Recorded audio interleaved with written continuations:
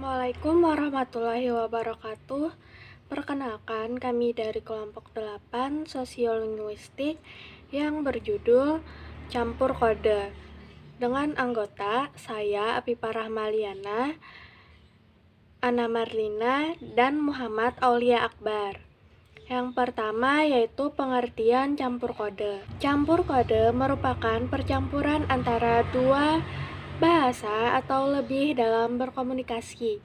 Sedangkan menurut Sumarlam tahun 2009 halaman 159 berpendapat bahwa campur kode merupakan peralihan pemakaian bahasa atau ragam bahasa ke bahasa lain atau ragam bahasa lain ke dalam suatu tulisan atau suatu percakapan. Aktivitas penggunaan campur kode dalam masyarakat Indonesia saat ini masih banyak dijumpai. Hal ini disebabkan oleh banyaknya masyarakat daerah yang mendominasi tinggal di Indonesia. Masyarakat Indonesia masih kental menggunakan bahasa daerahnya. Selain itu, campur kode di Indonesia juga terjadi karena pengaruh budaya dari luar, terutama budaya barat.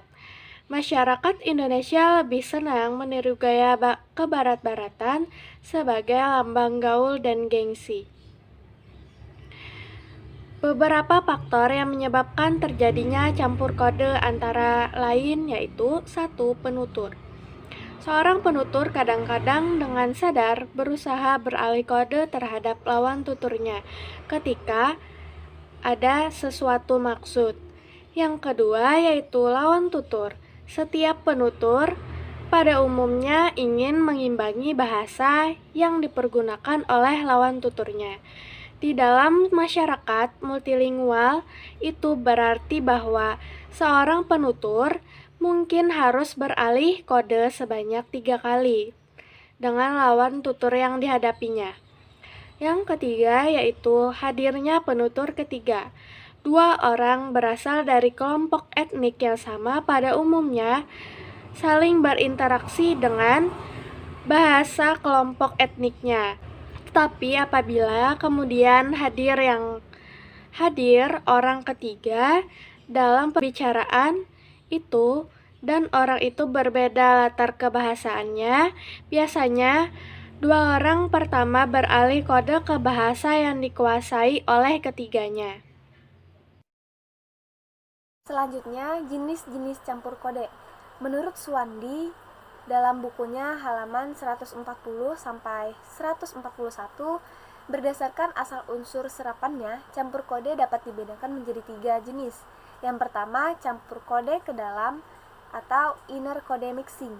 Campur kode ke dalam adalah jenis campur kode yang menyerap unsur-unsur bahasa asli yang masih sekerabat. Misalnya dalam peristiwa campur kode tuturan, bahasa Indonesia terdapat di dalam unsur-unsur bahasa Jawa, Sunda, Bali, dan bahasa daerah lainnya.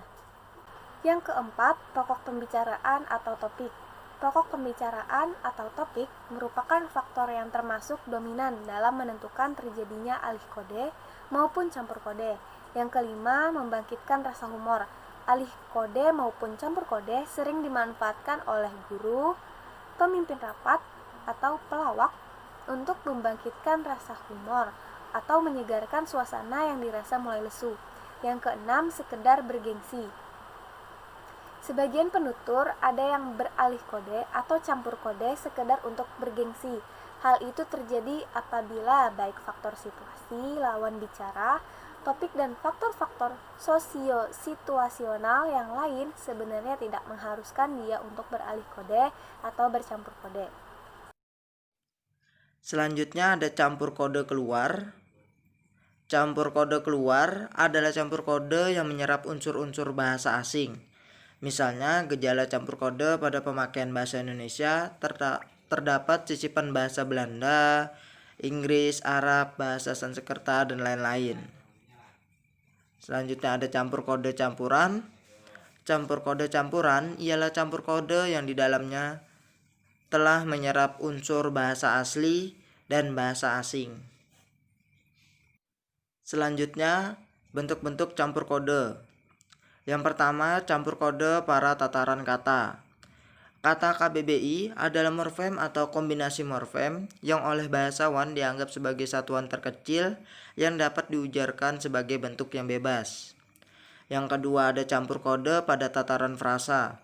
Frasa adalah satuan gramatikal yang gabungan kata yang bersifat non-predikat. Menurut Hair tahun 2012 halaman 222.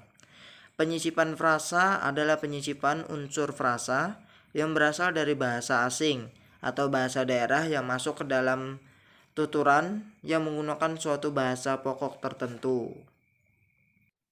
Terima kasih, sekian dari kelompok 8. Salah hilapnya mohon maaf. Wabillahi taufiq wal hidayah. Wassalamualaikum warahmatullahi wabarakatuh.